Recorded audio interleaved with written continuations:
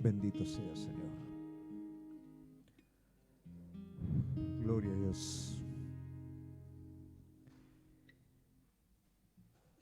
Disfruta la presencia de Dios. Va más allá de lo que vea o de lo que sienta, Él está. Y eso es lo más importante. De ahí se desprende la fe verdadera, la adoración verdadera, de saber que Él está. Probablemente en este tiempo va a escuchar que yo le voy a contar muchas experiencias de África. Digo muchas experiencias, ¿por qué razón? Porque la vida del Hijo de Dios es una experiencia. Es la palabra vivida, es la palabra revelada. El primer día que estamos en la construcción, pedimos un camión de 20 y pico de toneladas de piedra, se encajó y se encajó mal. Y yo le pedí un milagro a Dios. Pero después me di cuenta que el milagro que yo le pedía a Dios tenía que ver un poquito con mi ansiedad, con mi incredulidad, porque yo quería que la cosa fuera rápido. Los que me conocen saben que soy ansioso. Y lo que menos necesita un ansioso cuando va a construir algo es un camión de piedra encajado. Entonces le pido al Señor un milagro. Y el milagro aparece. Era conseguir en medio de la selva 2 tractores. Primero uno, era un milagro, después otro. Y cuando los tractores empiezan a tirar el camión no salió. Y Dios me habló algo mucho más profundo de lo que yo esperaba. Yo quiero que entiendas que yo lo puedo hacer, pero yo quiero hacer otra cosa. Quiero hacer primero algo en vos y después quiero sacar el camión de donde está. Y eso me llevó a reflexionar. Se convirtió en una experiencia nueva en mi vida. Pero me llevó a ver cómo nosotros vemos las cosas, ¿no? Queremos al Dios que resuelve el problema y no queremos al Dios que nos expande interiormente. Y es lo que nosotros necesitamos. No necesitamos problemas resueltos. Necesitamos el problema resuelto, que es el que tenemos en nuestro corazón, que es nuestra incredulidad, que es nuestra obstinación, que es nuestro querer las cosas a nuestra manera. Y Dios lo conoce y Dios trabaja con cada uno de nosotros porque sabe que cada uno de nosotros buscamos la plenitud en Él. Pero también sabe que si nuestro espíritu es estrecho no lo vamos a poder vivir. Y sabe cómo hacer con cada cosa para llevarnos a ese lugar. Por eso yo quiero en esta noche desafiarte a que aprendas a adorar a Dios en donde Él está. Y vos estás en donde Él está. Estás en proceso como yo estoy, pero Él está. Y Él lo está haciendo. Y eso vale la pena, adorarlo por todo lo que Él es, lo que está haciendo y lo que va a hacer. Vamos a iniciar con un estudio que es la carta a los Gálatas.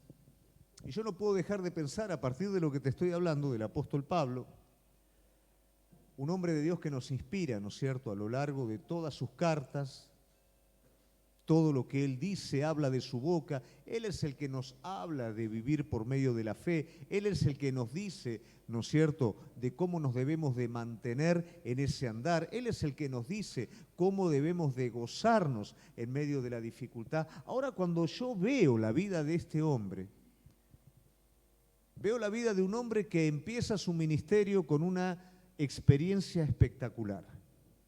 ¿A quién no le gustaría tener una experiencia como la que tuvo Pablo? ¿A quién no le gustaría ver los cielos abiertos y una luz que lo enceguezca y caerse y caminar ciego, ¿no es cierto? Y después que se le revela el Señor. ¿A quién no le gustaría todo eso? Pero junto con eso también hubo una palabra de Dios para este hombre. Y esa palabra fue: te voy a enseñar lo que es padecer por mi causa. Y esto sonaría, ¿no es cierto?, a algo, vos perseguiste a mi iglesia, ahora te voy a enseñar. Pero no es eso. El Señor le está diciendo, yo te voy a enseñar el medio por el cual vas a conocer las cosas más profundas, porque solo no las vas a alcanzar, porque solo no vas a llegar a ese lugar. Yo te voy a ayudar, quiero que entiendas, van a haber situaciones difíciles, pero yo voy a estar. Entonces en algún momento el Señor le habla a Pablo que va a ir a Roma, y Pablo va preso, pero Cristo se aparece en esa celda y lo consuela, cosa que ni siquiera los apóstoles en ese momento estaban viviendo. Él tiene una experiencia tan profunda con Cristo en medio de esa situación. Él abría iglesias y los judaizantes iban detrás de él y se las querían cerrar, querían pervertir el evangelio. Todo esto es lo que vivió a lo largo de todo ese tiempo. ¿Cómo hace un hombre para mantenerse? ¿Cómo hacemos nosotros en el tiempo presente que hoy estamos viviendo bajo esas circunstancias? Si por mucho menos dejamos de venir a la iglesia, por mucho menos nos desalentamos y caemos. ¿Cómo hacemos para en este siglo presente enfrentar los desafíos que se presentan para la iglesia, para nuestra vida, para nuestra pareja, para nuestra familia? Pero Pablo nos está dando una enseñanza de todo esto. Como iglesia tenemos que aprenderlo. Tenemos que aprender que Él está. Tenemos que aprender que en cada momento de aflicción en tu vida, Él está presente. Que lo que vos no ves no es garantía que no va a hacer. Que Él está trabajando en vos para alcanzar lo que vos no podés alcanzar con tus propias fuerzas. Que su gracia está derramada sobre tu vida para cumplir el propósito por el cual te escogió, por el cual te apartó desde antes de la fundación del mundo. Ese es el Cristo que adoramos. Entonces no tiene nada que ver lo que pasa, lo que siento, es lo que Él es. Es lo que Él fue para Pablo y es lo que Él es para nuestras vidas hoy. Amén. Entonces vamos a iniciar de esta manera con el estudio de la carta a Gálatas y vamos a ver todo aquello que Pablo nos va a poder transmitir a partir de ello y todo lo que tenemos que aprender, ¿no? ¿Cuántos tienen que aprender?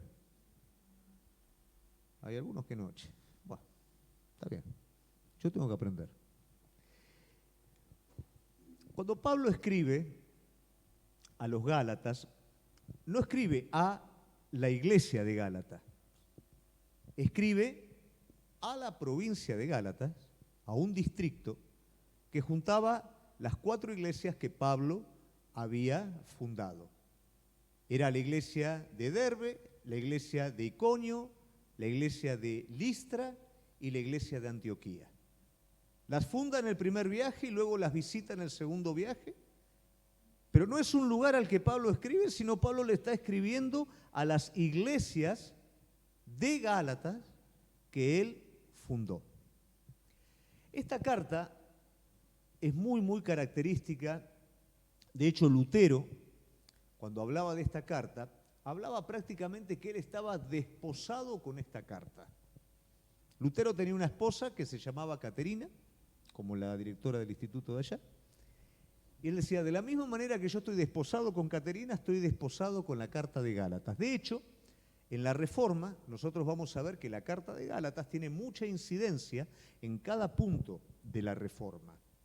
Y también vamos a ver que la carta de Gálatas tiene muchos puntos que están relacionados con el primer concilio de Jerusalén, eso lo tenemos en el libro de los Hechos, capítulo 15, que los puntos que se tocan en el concilio de Jerusalén son los puntos que Pablo toca en la carta a los Gálatas.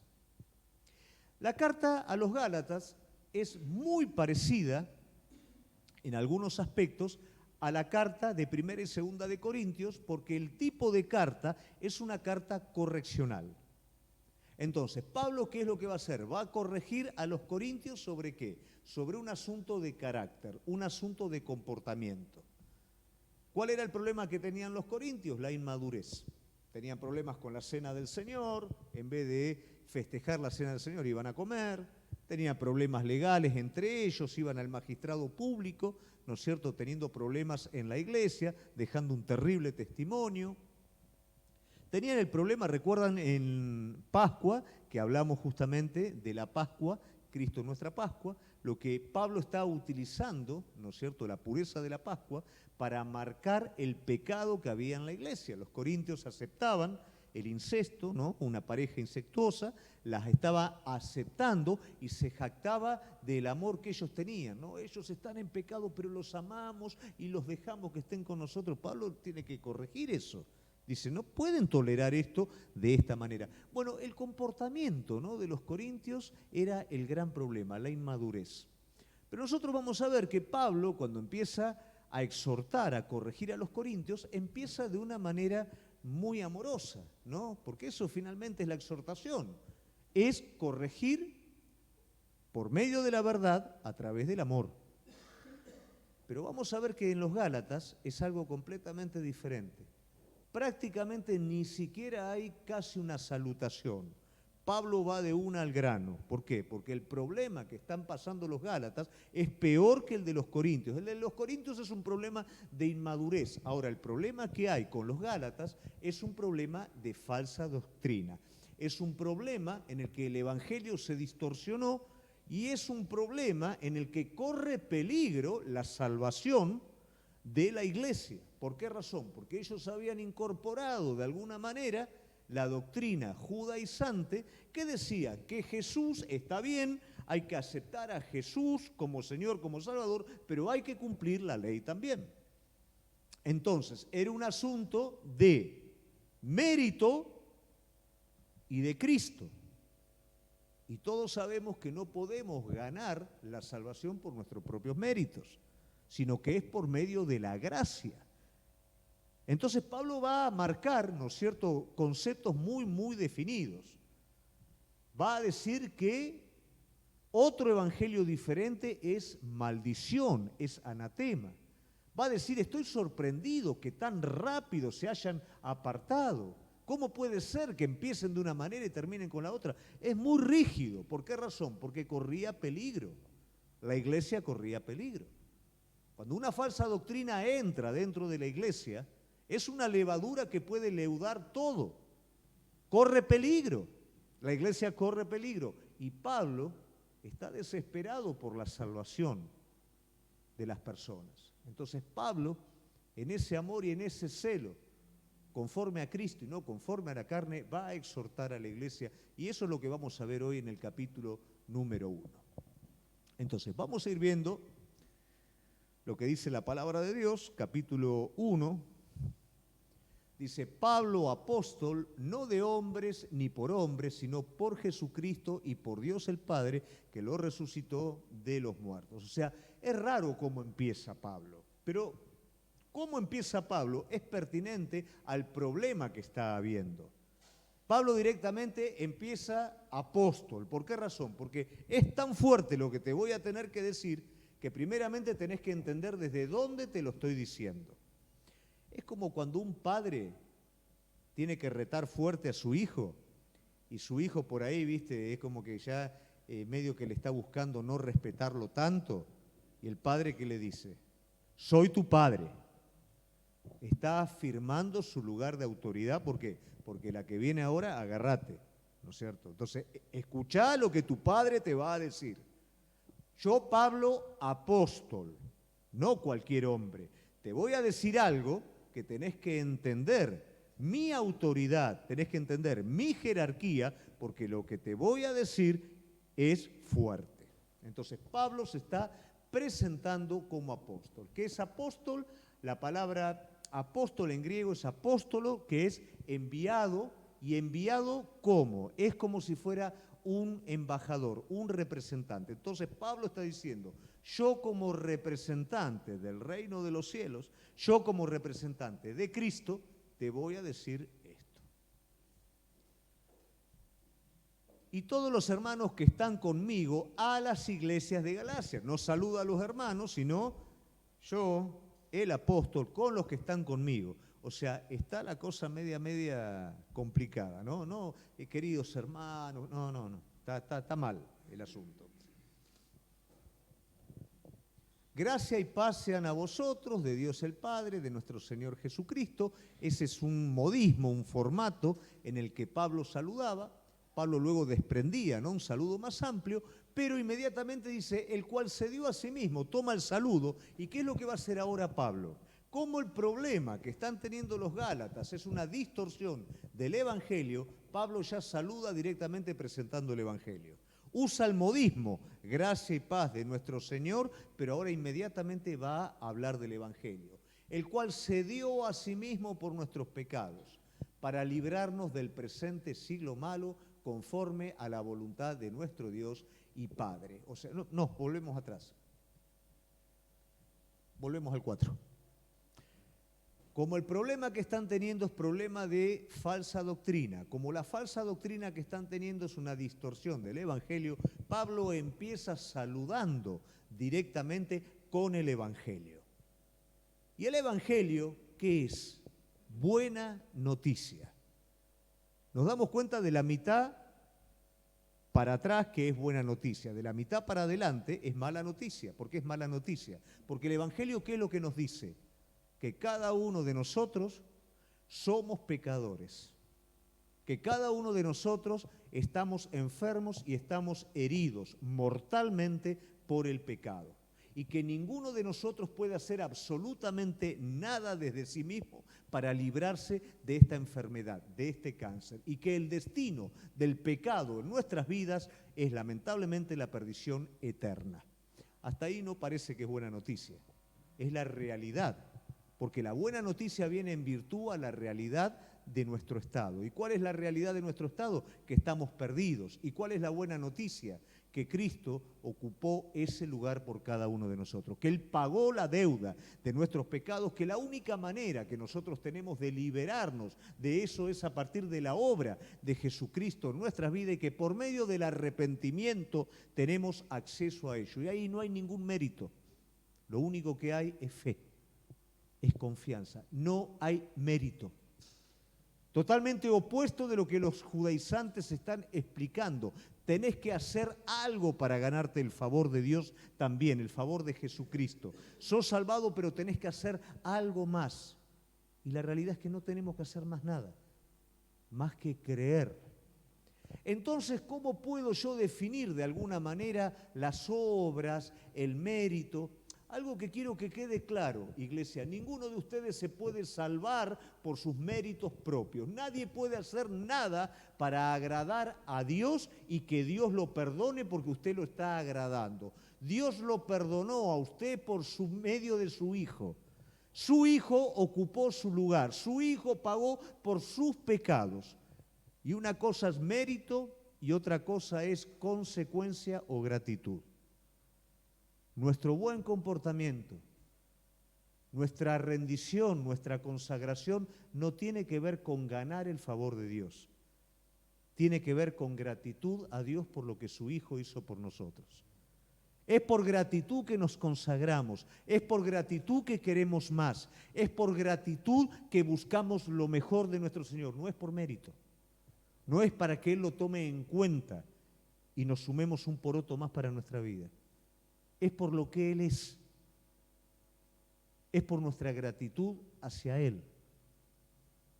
Ellos lo habían entendido en un principio, pero Pablo ahora está sorprendido de que tan rápido ellos se apartaron de eso. Cuidado con el legalismo, cuidado con la religiosidad, cuidado con querer agradar a Dios con mis propias fuerzas. Agrado a Dios por medio de la fe. Me consagro, lo sirvo. Acepto la mano de Él en mi vida como consecuencia de mi gratitud, como consecuencia de lo que Él hizo. Amo lo que Él es, quiero más de Él, pero no puedo hacer nada para ganarme su favor. Esto es lo que tiene que quedar claro en nuestras vidas, como tenía que quedar claro en los Gálatas también. Por eso Pablo empieza con este saludo. Muy bien. a quien sea la gloria por los siglos de los siglos. Amén. Vamos al 6. Pablo dice, estoy maravillado de que tan pronto os hayas alejado del que os llamó por la gracia de Cristo para seguir un evangelio diferente. ¿Qué está diciendo Pablo acá? Me sobrepasa esta situación. Estoy, como quien dice, anonadado por esta situación. ¿Y cuál es la situación? Que ustedes, de una manera tan rápida, dejaron a una persona, que es Cristo, por una ideología religiosa. Eso es lo que quiere decir. No me entra en la cabeza que se desprendan del Dios vivo por una creencia. ¿Qué les pasó? ¿Cuándo pasó esto? Tan rápido dejaron de andar con Él para tomar algo. ¿Cómo es el asunto? Aunque a vos te parezca mentira, para nuestra naturaleza es más fácil abrazar una ideología religiosa que depender de un Dios vivo. Es más fácil ser legalista que ser espiritual. Es más fácil depender de la letra, aunque no la cumplas, que depender de la guía del Espíritu Santo. ¿Qué hace una ideología? Lleva lo religioso a su propio criterio, a su propio camino, y eso es fácil. Y eso le gusta a la gente. ¿Qué hace el Espíritu Santo? Te lleva por un camino por donde vos nunca caminaste. Te hace enfrentar con vos mismo, ofende tu naturaleza, para que vos puedas ser renovado en Dios. Una ideología no ofende tu naturaleza. La religiosidad, el legalismo no ofende tu naturaleza. Al contrario, la exalta. Pero el Espíritu de Dios te lleva por un camino donde tenés que enfrentarte con tus propias miserias para reconocer realmente que Él es todo, que lo necesitas y que nosotros no somos nada en nosotros mismos. Ese camino de renovación espiritual no es un camino en el que se inflama nuestro intelecto. Es un camino en el que vamos siendo quebrantados. ¿Cuándo somos quebrantados? Cuando nos creemos una cosa y somos otra. Cuando estamos totalmente seguros. ¿Cuándo Pedro es quebrantado? Cuando Pedro le está diciendo al Señor, Señor, yo nunca te voy a negar, aunque todos ellos, Pedro, me vas a negar 3 veces. Satanás te pidió, me vas a negar 3 veces. Pero Señor, vos estás loco, ¿cómo te voy a negar 3 veces? Y lo negó 3 veces. ¿Cuántas veces nosotros estamos tan seguros? Sentimientos de tanta seguridad de nosotros mismos. Y el Espíritu se encarga con todo el amor de llevarnos por un lugar en donde nos damos cuenta que no hacemos pie. El legalismo es más fácil, la religión es más fácil, el andar espiritual es más difícil, pero es el andar espiritual al cual el Señor nos llamó, porque Él camina con nosotros. Él es el que toma nuestra mano derecha, Él es el que nos dirige, Él es el que sabe la interioridad de nuestro corazón y trata en ese lugar donde nosotros no podemos llegar. Él es el que lo hace. No que haya otro evangelio, sino que hay algunos que os perturban y quieren pervertir el evangelio de Cristo. Y ahí está 2 palabras, ¿no? Quienes perturban y quienes quieren pervertir el evangelio. ¿De qué manera perturban? Perturban trayendo otra verdad. Nosotros cuando éramos jóvenes, con Gaby, íbamos a un lugar, trabajamos como obreros, ¿no?, en una iglesia, y entraba un programa en la iglesia, ¿no? Y esta es la revelación de Dios, y esto es lo que hay que hacer, y todo el mundo, ¿no? Y ya cuando te metías en eso, y ya cuando se acomodaba, no es esto, ahora viene una cosa nueva, todo esto no sirve. Perturbaba. Pero entonces, ¿qué estamos creyendo? ¿Qué está pasando? ¿Cuántas veces pasa eso, no? ¿Cuántas veces la persona es perturbada por otro evangelio que no es el evangelio de Jesucristo? ¿En qué tengo que terminar creyendo al final? Pero ¿quiénes son los que traen este evangelio? Los que pervierten esa causa. Y hay algo que nosotros tenemos que entender, que desde el principio hasta el final en la Biblia siempre hubo una perversión de la causa. Satanás pervierte la simple obediencia. Así que Dios te dijo. No, Dios quiso decir otra cosa, no te dijo eso. Deuteronomios. Si vinieres, se levantare un profeta que aún hiciere señales del cielo y te llevare a adorar ídolos. Cuidado, porque es Dios el que lo permite para probar tu corazón. Falsos profetas a lo largo de todo el Nuevo Testamento, en Apocalipsis, en las expresiones finales, el anticristo y el falso profeta que va a hacer señales, que va a hacer caer fuego del cielo. ¿Cuántas cosas pervierten el Evangelio hoy? ¿Cómo nos tenemos que proteger? No solamente por conocer el Evangelio verdadero, por ser sincero con nosotros mismos.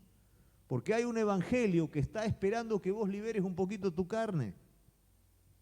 Hay un Evangelio que está esperando, que no es el Evangelio de Cristo, que es un Evangelio pervertido, que está esperando que vos no estés, te ofendas mucho con el Evangelio verdadero y quieras liberar un poquito tu carne. Entonces tenés un Evangelio de prosperidad, tenés un Evangelio de placer, tenés un Evangelio para lo que vos pidas de tu carne, lo tenés. Personas que pervierten el Evangelio, que confunden a la iglesia. El Evangelio verdadero es el que dijimos anteriormente. No podés salvarte. Cristo te salvó. Su Espíritu Santo trabaja. No es solamente un evangelio de salvación, es un evangelio también de renovación y es un evangelio de madurez. El evangelio no trabaja solo para salvarte, trabaja para introducirte en el propósito de Dios y para formar el carácter de Cristo en tu vida. Ese es el evangelio verdadero. El otro es una satisfacción natural, carnal. Pablo está muy enojado con lo que está pasando. Lo está denunciando. Mas si aún nosotros o un ángel del cielo os anunciare otro evangelio diferente del que os hemos anunciado, sea anatema. Y vamos al 9. Como antes hemos dicho, también ahora lo repito, si alguno os predica diferente evangelio del que habéis recibido, sea anatema. 2 veces Pablo está tocando el tema maldición. Así de fuerte. Hoy por hoy se acepta tan fácilmente cualquier doctrina. Y Pablo está diciendo, si algo nos saca de lo verdadero, de las buenas noticias verdaderas, aun si yo lo saco, dice Pablo, por favor, sea maldición. Y uno dice, pero es medio exagerado, ¿no? Lo del ángel. Bueno, por el 600, 610 más o menos, supuestamente un ángel le habló a Mahoma diciéndole que es la religión verdadera. Por el 1600, 1800, un ángel le habló a José Smith diciendo que los mormones es la religión verdadera.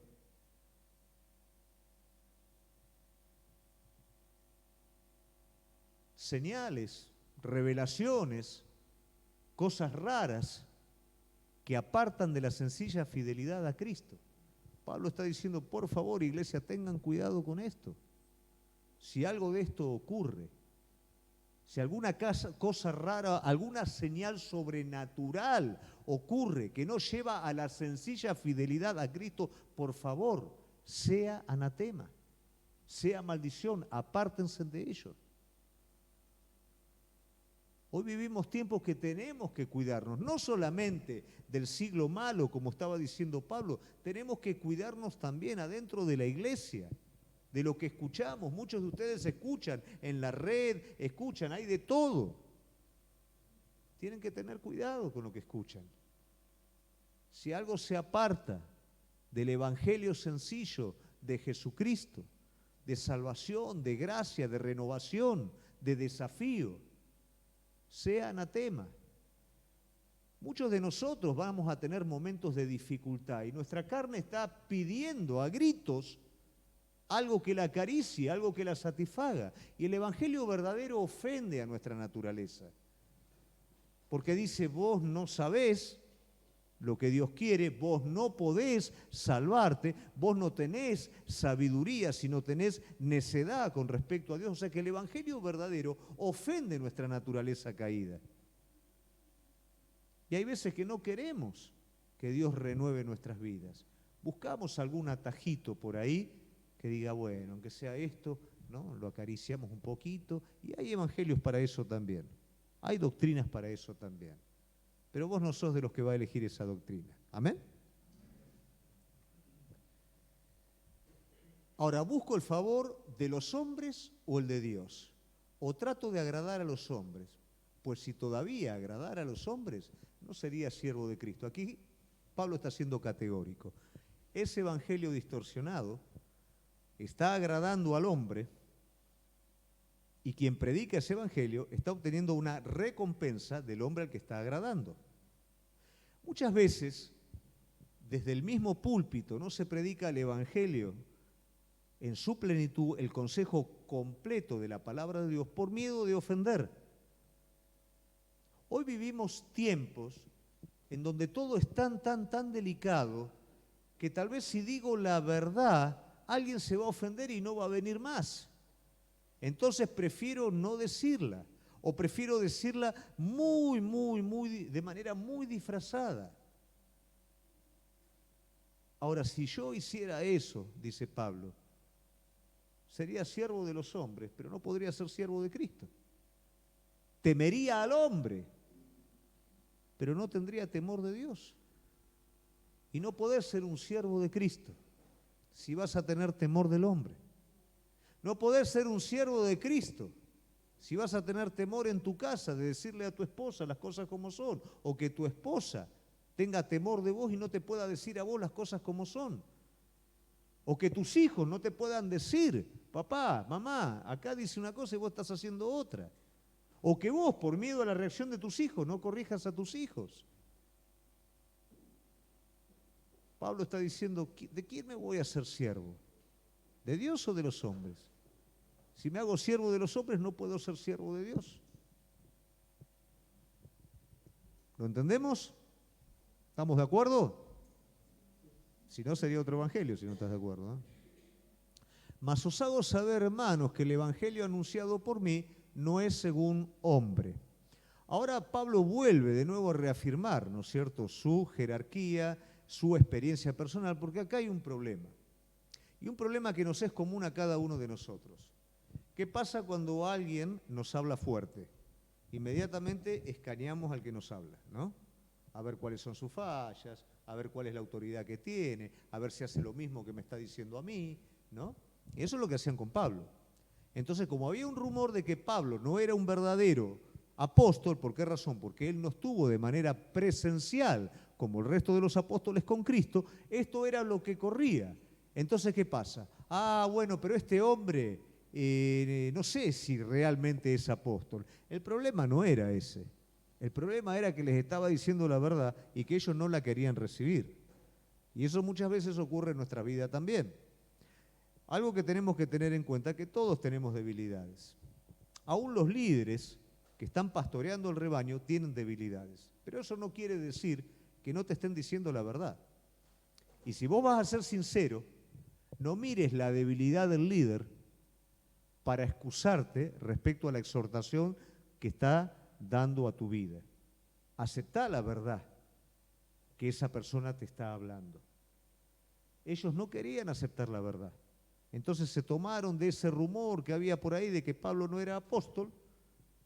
Ah, sí, Pablo no es apóstol. Pablo es uno más que está hablando. Pero Pablo está diciendo acá, yo no recibí, no fui a una escuela cristiana, no fui a un instituto bíblico. Los apóstoles no es que me enseñaron a mí doctrina y yo estoy repitiendo lo que ellos me enseñaron. Yo tuve un encuentro personal con Cristo y Cristo reveló su evangelio a mi vida. La vida de Pablo con respecto a su conversión no es la vida de un cristiano convertido común. El evangelio él lo recibe por medio de revelación de Jesucristo y no es que inmediatamente él se convierte en el apóstol predicador. Prácticamente la preparación de Pablo llevó 17 años, hasta que Pablo se manifiesta en el ministerio como realmente lo vemos nosotros en la palabra. Pablo fue tratado, Pablo estuvo escondido en Arabia, no en Arabia Saudita, sino en Arabia, que es un lugar cerca de Damasco. Estuvo escondido allí un montón de tiempo, tratando de desarmar un poquitito todo lo que él conocía y recibiendo esa revelación de Dios. Y cuando sube a Jerusalén a encontrarse con los apóstoles, simplemente la traducción de visitar a los apóstoles es pasar un tiempo con ellos. No es que sube a buscar algo. Y cuando comparte lo que él había recibido, están todos en un mismo espíritu, entonces los apóstoles le dan la venia como para que él continúe con el ministerio. Luego vamos a ver también que el Espíritu Santo, ¿no es cierto?, dice, sepárenme a Bernabé, a Pablo, o sea que el Espíritu Santo confirma también el ministerio de Pablo. Pablo no recibe eso desde sí mismo, de hombre alguno, sino que lo recibe de Cristo y lo recibe del Espíritu Santo. Y eso es lo que Pablo quiere dejar afirmado a los Gálatas.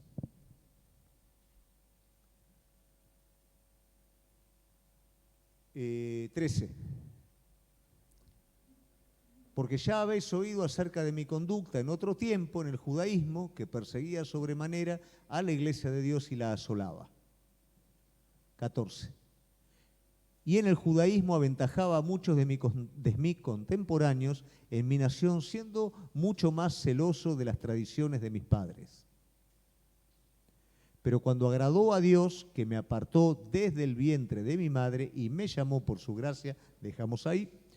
El testimonio de Pablo era conocido en el mundo antiguo, porque realmente fue algo espectacular lo que ocurrió en este hombre de Dios. Pero acá Pablo está dando un detalle que es muy importante para que nosotros lo podamos entender. Mira, por cuanto agradó a Dios, que me apartó desde el vientre de mi madre. ¿Qué quiere decir? Lo mío no sucedió ahora. Mi apostolado no es una cosa de ahora, reciente. Lo mío sucedió en la eternidad. Lo mío sucedió cuando Dios me apartó a mí antes que yo entendiera, antes que yo tuviera uso de razón, cuando Dios puso ese llamado en mi vida. Me apartó desde el vientre de mi madre y me llamó por su gracia, no por mi mérito, no por lo que yo era, no por lo que mi carácter soy, sino que por su divina gracia hubo un llamado divino y por su divina gracia soy lo que soy y vos por su divina gracia tuviste un llamado de Dios porque si no, no estarías sentado en este lugar y por su divina gracia vas a alcanzar lo que Dios destinó para tu vida. Es lo mismo para Él como lo es para vos también. Esto no es algo desde ahora, esto es algo desde antes. Yo era totalmente lo contrario a lo que Dios quería de mi vida antes de conocerlo a Él. El día que yo lo conocí a Él, fue el día que entendí, yo fui hecho para esto. Esto es lo que soy realmente. Pero yo antes no lo conocía, sabía que faltaba algo, sabía que no encajaba en ningún lugar. Pero cuando lo conocí a Él encajé. ¿Por qué? Porque fui hecho para eso. ¿Sabés por qué vos no encajás? Porque fuiste hecho para eso. Y querés encajar en otra cosa y no vas a encajar. Porque te apartó desde el vientre de tu madre para ser lo que destinó que seas en esta vida. Por eso no encajás. Por eso a veces vos, pero no entiendo. Y no lo vas a entender hasta que no te rindas, hasta que no te dejes llevar por Él a lo que Él destinó para tu vida. Pablo, mientras más perseguía a la iglesia, más se destrozaba interiormente, porque no era para eso, pero era lo único que sabía y conocía hasta que Cristo se reveló. Cuando Cristo se revela a tu vida, entendés dónde tenés que encajar. Entendés por qué pasó todo lo que pasó, cómo Él fue empujando tu vida hasta llevarte a ese lugar que diseñó desde antes de la fundación del mundo. No pelees más contra Dios, no pelees más contra el Espíritu Santo, aflojá de una vez por todas, dejate llevar por Él a donde Él te quiere llevar. No quieras imponer lo propio, tus criterios. Deja que Él te lleve porque ya te diseñó para eso. revelar a su Hijo en mí para que yo le predicase entre los gentiles. No consulté enseguida con carne o sangre. Volvemos a lo que habíamos hablado anteriormente. Ni subí a Jerusalén a los que eran apóstoles antes que yo, sino que fui a Arabia y volví de nuevo a Damasco. Todo es ese proceso. Después, pasado 3 años, subí a Jerusalén para ver a Pedro y permanecí con él 15 días. Pero no vi a ningún otro de los apóstoles sino a Jacobo, al hermano del Señor. En esto que os escribo, he aquí delante de Dios que no miento.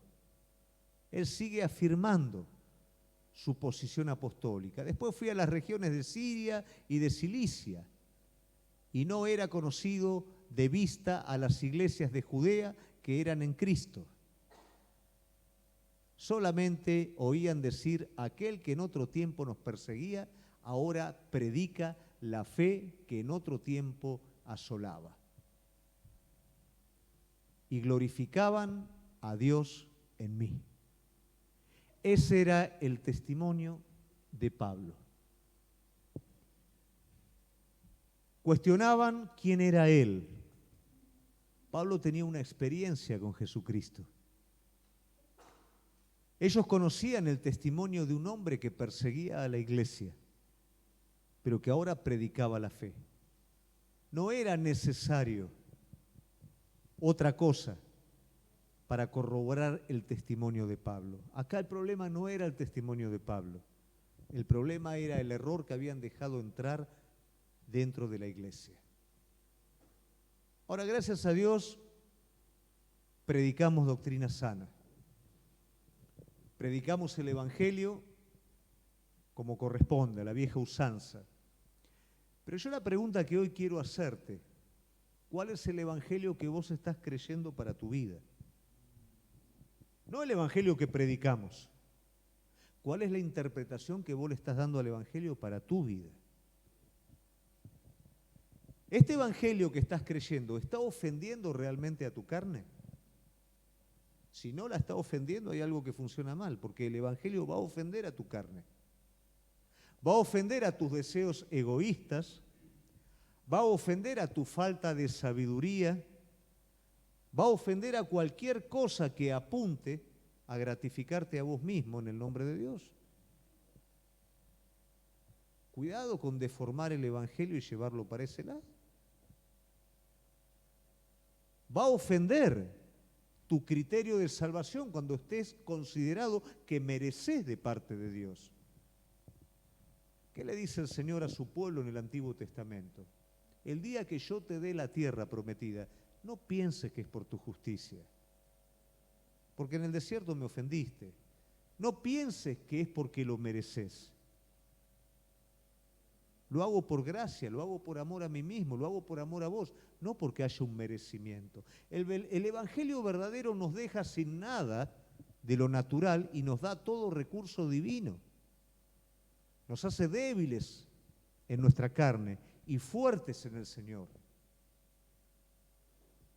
¿Cuántos porrazos me pegué por pelear con mis propias fuerzas? ¿Cuánto me convencía que podía hacerlo con mis propias fuerzas para Dios? ¿Y cuánto tiempo Dios se llevó en vaciarme? ¿Y cuántas cosas hoy por hoy estoy alcanzando cuando ya no confío en mis propias fuerzas, sino confío en Él? Espero que Él hable. Ya no corro como corría antes. Ya no hago y después pregunto. Porque el Evangelio verdadero sigue trabajando en mi vida, porque el Espíritu de Dios sigue obrando en mi vida.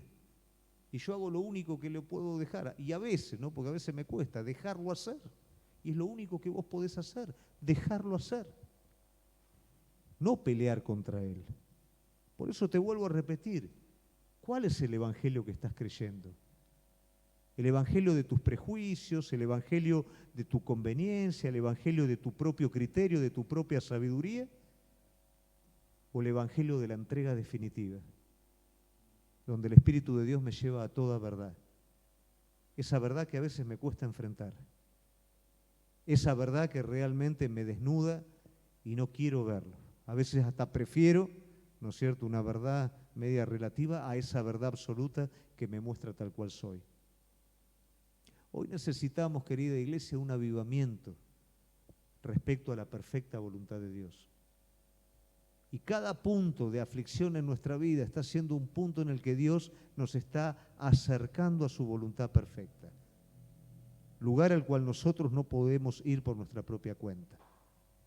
Ese es el evangelio verdadero. Porque Él aseguró que va a cumplir su propósito en tu vida. Él aseguró que todo lo que soñó sobre tu vida lo va a cumplir. El conflicto nosotros lo tenemos con las formas en las que lo hace. Ninguno acaba de decir, yo no quiero hacer la voluntad de Dios. No tenemos conflicto con la voluntad de Dios, tenemos conflicto con la forma. José no tuvo problema con el sueño, tuvo problema con todo lo que pasó hasta que se cumplió el sueño. Moisés no tuvo problema con vos vas a ser el libertador, pero todo el trato de 40 años. Y cuando vos ves estos hombres de Dios, Moisés 80 años de trato, Josué 40 años, Jesús 30 años, Pablo 17 años. El evangelio verdadero trabaja en nuestras vidas, nos introduce en el propósito divino, pero sobre todo nos hace imagen de Cristo. ¿Cuál es el evangelio que estamos creyendo? ¿Cuál es el evangelio que queremos creer? El evangelio verdadero cumple el propósito de Dios en nuestra vida. ¿Amén? Nos ponemos de pie.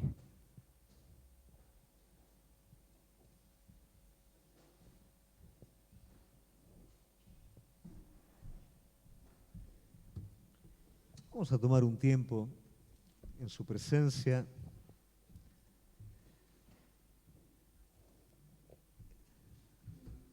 Y esto es lo que tenemos, iglesia. Tenemos este tiempo de adoración. Tenemos este tiempo de escuchar su palabra.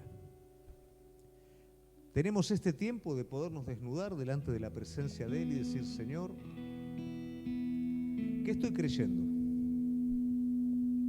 ¿Estoy creyendo lo correcto? ¿Estoy teniendo problemas porque quiero creer algo a mi medida? Señor, en esta noche me quiero entregar de nuevo. En esta noche quiero que tu evangelio, Señor, haga la obra completa, que tu espíritu haga la obra completa en mi vida. No quiero pelear más contra vos, Señor. Quiero que a través de esa dificultad que hoy estoy pasando, pueda llegar más rápido a lo que vos tenés. Y no que me desaliente, que me duerma en el camino. Señor, quiero más de vos en esta noche. Vos sabés que no puedo, Señor. Y lo reconozco, Padre mío y Dios mío, no puedo. Pero en ti todo lo puedo. Señor, soy débil. Pero cuando soy débil, soy fuerte en ti, Señor.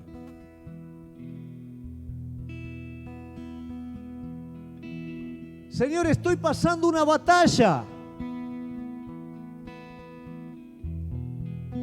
Pero me hago fuerte en la batalla. Porque sos vos, Señor, y no yo. En esta noche, Espíritu Santo de Dios, me rindo a ti. Vos sos el sabio. Vos sos el fuerte. Vos sos el que hace las cosas mucho más abundante de lo que yo puedo creer o esperar. Sos vos, Señor. Toma este tiempo con Él. Habla con Él. Mientras adoramos a nuestro Señor. Decirle lo que le tengas que decir. Preguntale lo que le tengas que preguntar.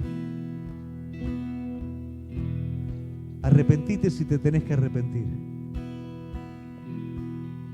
Este es tu tiempo con Él. Si en el altar yo te encuentro,